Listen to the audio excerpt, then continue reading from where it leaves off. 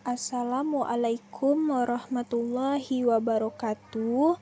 Perkenalkan, kami dari kelompok 7 yang beranggotakan Letiana Ivo, Maulina Sarkasi, dan saya Salwa Elviana. Pada hari ini kami akan mempresentasikan materi yang berjudul Berkomunikasi dengan Anak Sulit. A. Komunikasi terbaik dengan anak. Komunikasi dengan anak dapat dilakukan dengan beragam cara yang berbeda tergantung usia. Seperti anak kecil, kita dapat menggunakan bahasa yang lebih sederhana yang dapat dimengerti anak-anak. Tentunya dengan sikap yang lebih terbuka dan menunjukkan sikap empati. Sedangkan untuk anak yang lebih dewasa, kita dapat memperlakukan mereka seperti sahabat atau mengajak anak-anak berdiskusi bersama, mencari penyelesaian masalah, dan meminta pendapat mereka. Berikut ini cara komunikasi terbaik dengan anak. Yang pertama, menjadi pendengar yang baik.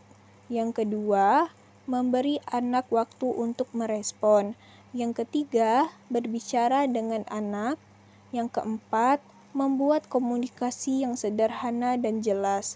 Yang kelima, komunikasi harus memotivasi anak. Yang ketujuh, berkomunikasi dengan cara yang lebih positif. Yang kedelapan, menanggapi sesuatu dengan sabar.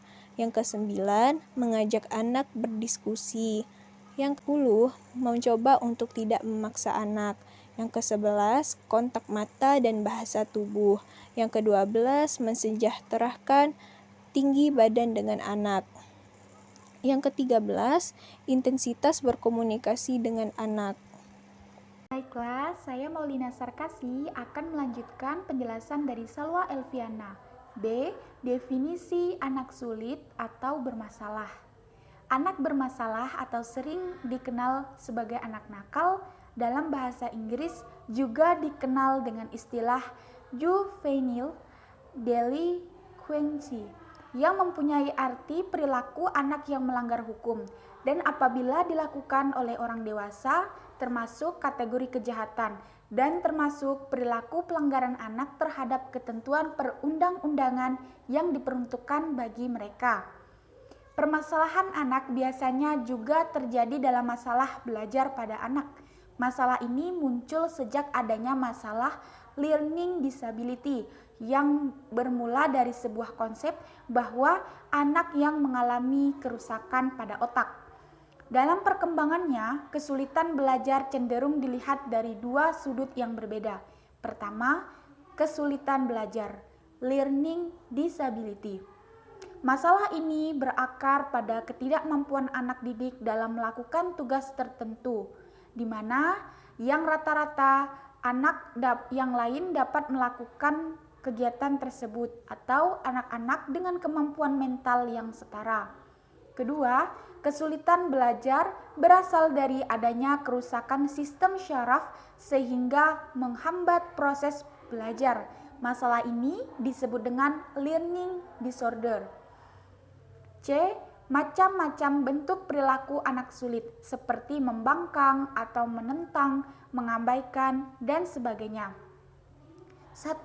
Membantah dan kurang ajar.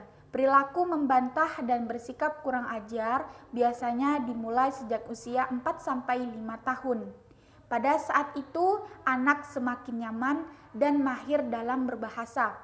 Yang kedua, berkata kasar. Ketika anak mendadak meneriakkan kata kasar, secara tidak langsung kita yakin kita belum pernah mengucapkannya di depan anak, namun anak sudah bisa mengucapkan itu di depan kita. Yang ketiga, berbohong. Perilaku berbohong biasanya dimulai di usia 2,5 tahun, bagian normal dari perkembangan perilaku dan kemampuan kognitif pada anak. Yang keempat, agresif atau menyakitkan. Ada pula masalah perilaku di mana anak melampiaskan amarah atau emosi secara agresif atau dengan kecenderungan menyakiti orang lain. Dan yang kelima, gangguan psikososial. Ada masalah perilaku anak yang cukup serius dan perlu ditangani secara profesional, yang juga dikenal dengan gangguan psikososial. Kondisi ini mempengaruhi emosi, perilaku, fungsi fisik, dan performa mental anak. D.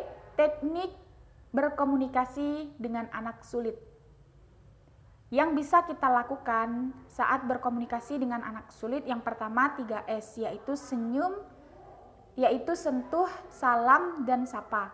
Apabila ADP atau anak yang bermasalah pada pendengarannya tidak bertatapan muka dengan orang tua atau orang dewasa, kita bisa menyentuh atau menepuk pundak ADP agar tahu bahwa kita sedang mengajaknya berbicara. Yang kedua, melambaikan tangan.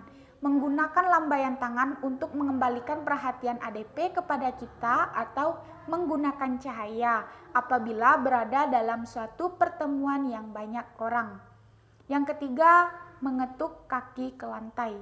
Yang keempat, mematikan dan menghidupkan lampu. Yang kelima, kontak mata, yaitu jagalah kontak mata dan usahakan posisi mata kita sejajar dengan ADP. Berlututlah jika berbicara dengan merendah ketika ADP sedang duduk atau berdiri. Yang keenam, mimik atau gerakan bibir. Dan yang ketujuh, berbicara dengan ADP.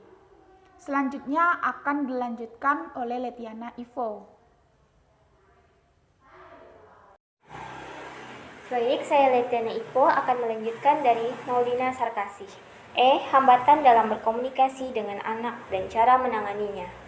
Berikut ini beberapa hambatan komunikasi dengan anak, yaitu memerintah, mengarahkan, mengancam, memperingatkan, mendesak, memberikan khotbah, menasihati, memberikan penyelesaian atau saran, mencemooh, membuat malu, membuat interpretasi, analisis diagnosis, meyakinkan, memberikan simpati, menghibur dan mendorong, menyelidik, mengusut, percakapan, investigasi, menghindar, mengalihkan perhatian, menertawakan dan membelokkan, menilai, mengkritik, tidak setuju dan menyalahkan. Orang tua tidak mendengarkan pendapat anak, bahasa tubuh mengabaikan. Anak merasa kemandirian dan privasinya terusik, kemudian berkomunikasi saat sedang emosi. Cara mengatasi hambatan komunikasi dengan anak. 1. Meningkatkan umpan balik. Kedua, empati. Ketiga, pengulangan. Keempat, menggunakan bahasa sederhana. Kelima, penentuan waktu yang efektif. Keenam, mendengarkan secara efektif. Ketujuh, mengatur arus informasi. Kedelapan, pahami perbedaan anak. Kesembilan, menggunakan komunikasi langsung, face to face. Kesepuluh, bersikap kalem atau lemah lembut. A. Teknik menasihati atau menegur anak dengan baik. 1. Tekanan pada perilaku anak, bukan pada pribadinya. Percayalah, semua anak itu baik, hanya kadang perilakunya bisa salah. Kedua, berteriak hanya untuk menghentikan seketika. Perilaku anak yang berbahaya, misalnya menyentuh api, bukan untuk memarahi anak. Katakan saja stop, jangan dilanjutkan dengan kalimat kamu nakal ini. Ketiga, hindari menggeretak. Jika kita menegur sekali, kita bisa mengulanginya lagi 1 kali. Jika teguran kita masih tidak ia hiraukan, pertimbangkan hukuman secara bijak. Contohnya dengan mengambil sesuatu yang menjadi kesenangan anak. Keempat, menegur atau memarahi dalam batas wajar masih boleh, tetapi jangan sampai memukul anak. Kelima, tetap tatap matanya. Jika orang tuanya ingin menasihati anak, hal pertama yang harus dilakukan adalah mendapatkan perhatian anak. Maka dari itu, cobalah tatap matanya dan minta anak menatap mata kita. Keenam, menggunakan nama anak saat menasihatinya. Cobalah untuk menggunakan nama anak saat sedang menasihatinya. Memanggil anak dengan namanya juga bisa menarik perhatian anak untuk mendengarkan nasihat kita. Ketujuh, cari waktu yang tepat. Jangan terburu-buru saat ingin memberikan nasihat pada anak. Cobalah untuk mencari waktu yang tepat. Jangan memberikan nasihat saat anak sedang sibuk dengan sesuatu. Kedelapan, jangan bosan mengulang-ulang nasihat yang sama. Jangan putus asa saat sedang memberikan nasihat pada anak. Meskipun anak marah saat sedang dinasihati, cobalah untuk terus mengulang-ulang nasihat yang sama agar pesan dari nasihat itu benar-benar didengar anak. Kesembilan, berikan anak pilihan. Saat kita sedang menasihati anak, cobalah berikan mereka pilihan. Dengan begitu, sang anak akan merasa bahwa dirinya mempunyai wewenang untuk mengatur hidupnya sendiri. Kesepuluh, sentuh anak dengan lembut. Saat ingin memberikan nasihat pada anak, jangan lupa untuk menyentuh tubuhnya secara lembut seperti merangkul dan memeluknya. Kesebelas, jadilah orang tua yang konsisten dan sabar. Jika kita ingin anak mendengarkan dan mematuhi nasihat kita juga harus konsisten. Kedua belas, berikan anak hadiah saat ia mendengarkan nasihat dengan baik. Ada banyak cara menasihati anak agar nurut, salah satunya dengan memberikan ia hadiah. 13. Jadilah pendengar yang baik. Cara menasihati anak yang keras kepala selanjutnya ia menjadi pendengar yang baik. 14. Berikan hukuman saat anak tidak patuh. Cara menasihatinya anak yang patut dicoba ialah memberikan hukuman saat ia tidak mau mendengar dan patuh. Baik, sekian dari presentasi kelompok kami ucapkan terima kasih.